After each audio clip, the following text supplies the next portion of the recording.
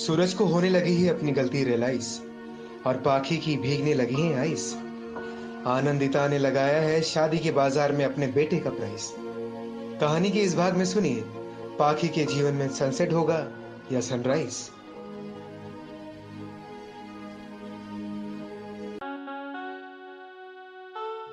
Can I hold your hand, एक खूबसूरत एहसास, कोमल अग्रवाल की कलम से निकला उपन्यास।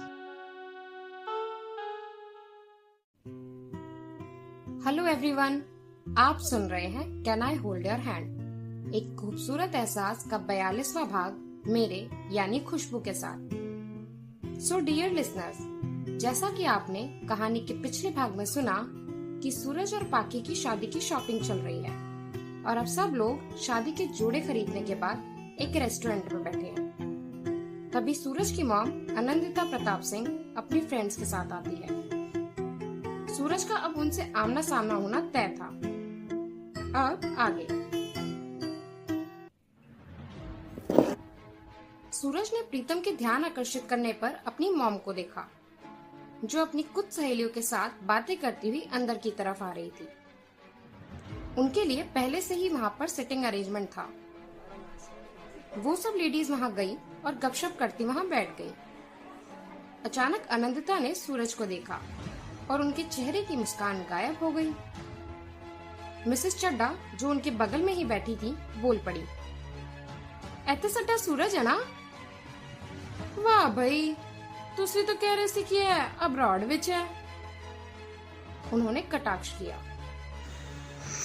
मिसेस कुलकर्णी ने भी अपनी बुद्धिमत्ता का परिचय देते हुए कहा, "आजकल विदेश से देश आने में कितना ही टाइम लगता है, बस फ्लाई करो और आ जाओ।"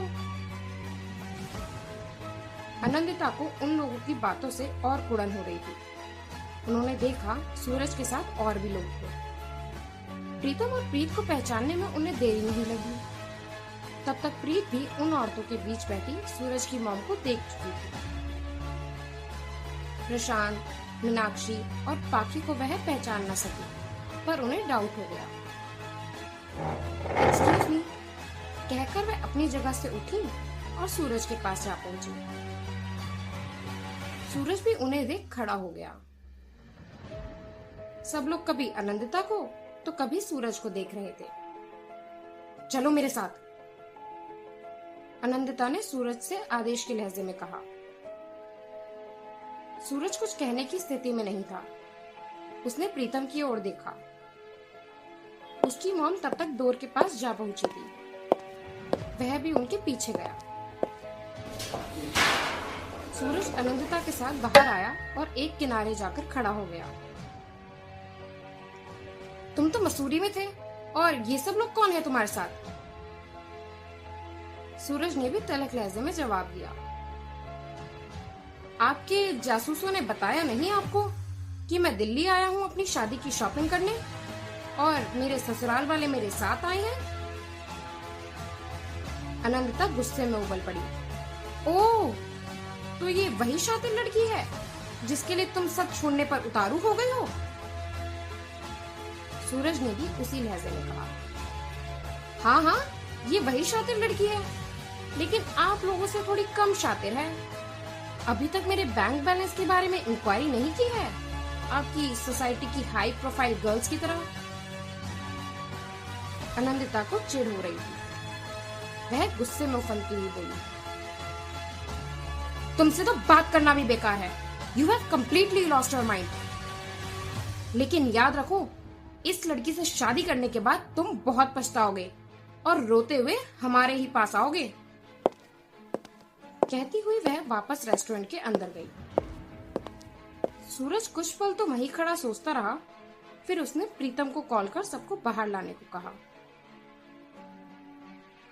आनंदिता क्रोध में उफनती प्रीतम और प्रशांत के पास जा पहुंची और पाखी और प्रीत की तरफ लक्ष्य कर बोली, "ये जो तुम लोगों ने हमारे बेटे सूरज को बहकाकर उसे बागी बनाया है, उसका अंजाम कभी अच्छा नहीं होगा, समझे तुम लोग?"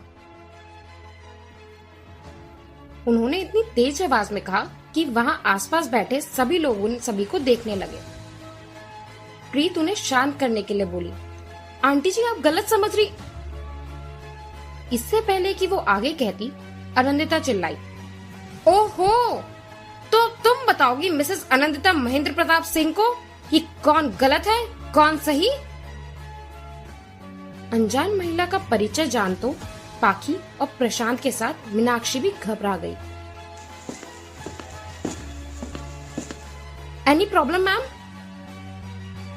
रेस्टोरेंट का एक सीनियर स्टाफ वहां आकर उनसे सभ्य लहजे में पूछने लगा, ऐसे टुच्चे लोगों को अपने रेस्टोरेंट में आने की परमिशन कैसे देते हो तुम लोग? उन्होंने स्टाफ को धमकाया। स्टाफ सहमे हुए बोला, सॉरी मैम, आगे से ऐसा नहीं होगा, आप बैठिए प्लीज। उसने आनंदिता को खुश करने के लिए कहा। यह रेस्टोरेंट उनकी ही मेहरबानी से फल फूल रहा था। Get out! आनंदिता ने बदले की भावना से पाखी को घूर कर देखा और फिर प्रशांत को। प्रशांत ने बहन का हाथ थामा और आनंदिता से बोला, जा रहा हूं अपनी बहन को लेकर, लेकिन आपसे डरकर नहीं। हाँ, और एक बात सुनिए, हम आपकी तरह दौलतमंद नहीं, मगर हमारा आत्मसम्मान है, सिर्फ इसलिए जा रहा हूं। और हाँ, जल्दी आपको मेरी गुड़िया और सूरज प्रताप सिंह की शादी का न्योता मिल जाएगा। पधारिएगा अवश्य। नमस्कार। प्रशांत ने हाथ जोड़े और सभी को अपने साथ आने का इशारा किया। उसके इशारे पर प्रीत ने सबको चलने के लिए कहा और बिल चुका सब एक एक कर रेस्टोरेंट से बाहर निकल गए, जहां सूरज उनका इंतजार कर रहा था।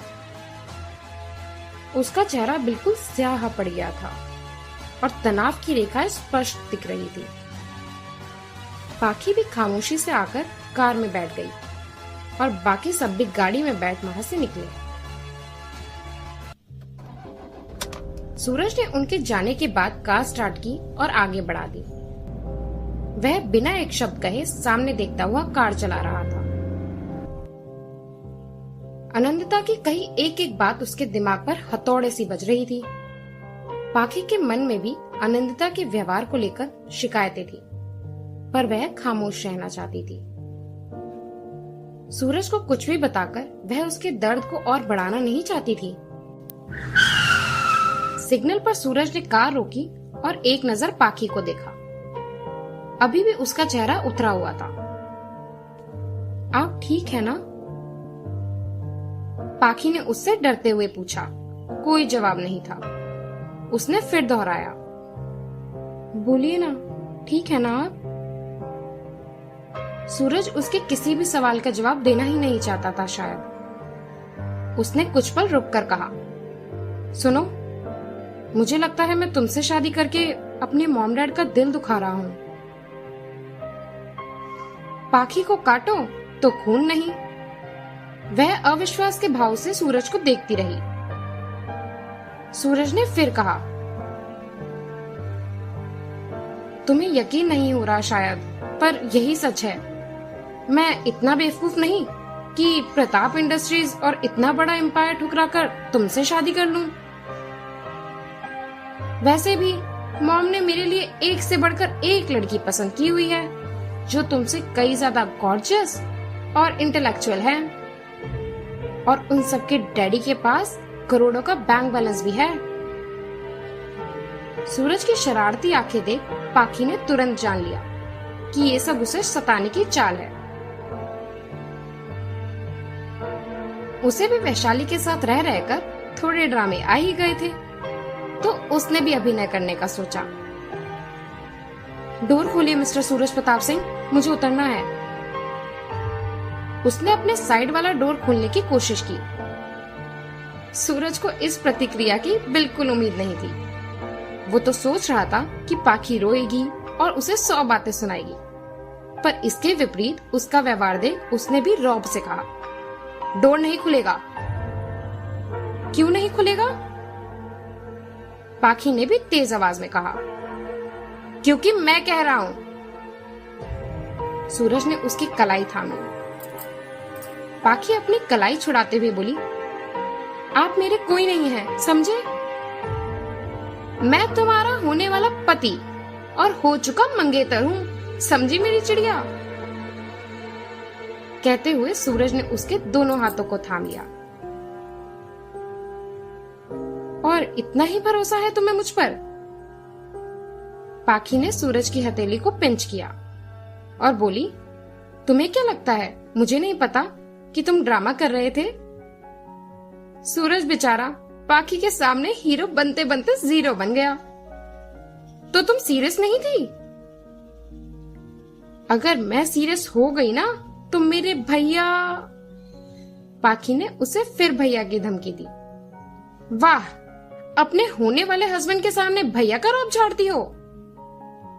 हिंदी फिल्में देखा करो, सूरज ने कहा। पाखी का चेहरा शर्म से गुलाबी हो गया।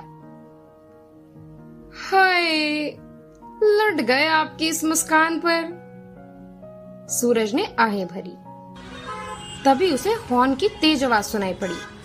सिग्नल ग्रीन हो चुका था और सब हॉर्न पर हॉर्न मार रहे थे। तो दोस्तों, दिल के रिश्ते शायद कच्चे आमों की तरह होते हैं, कभी खट्टे तो कभी मीठे।